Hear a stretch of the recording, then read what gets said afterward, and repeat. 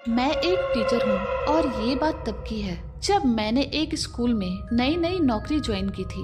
वो स्कूल में मेरा पहला दिन था। सब कुछ ठीक था, लेकिन जब लंच ब्रेक हुआ तब मैं स्कूल के कंप्यूटर क्लासरूम में चली गई। लेकिन उसके बाद जब मैंने देखा तो कुछ शरारती बच्चों ने उस क्लासरूम का दरवाजा बाहर से बंद कर दिया।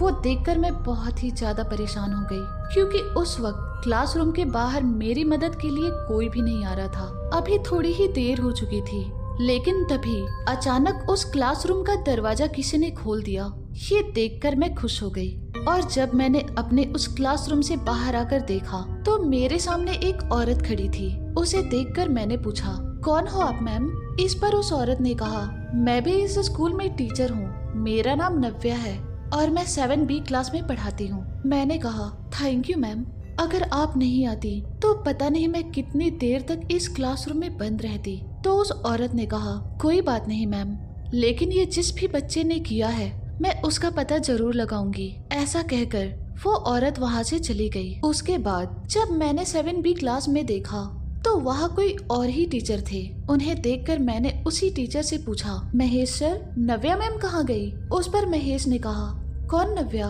तो मैंने कहा, वही जो इस क्लास की टीचर हैं। महेश ने कहा, मैम इस क्लास का टीचर तो मैं ही हूँ। और रही बात नव्या मैम की, तो पिछले ही साल बीमारी की वजह से उनकी डेथ हो गई थी। ये बात तो स्कूल में सबको पता है, आपको किसी ने नहीं बताया क्या?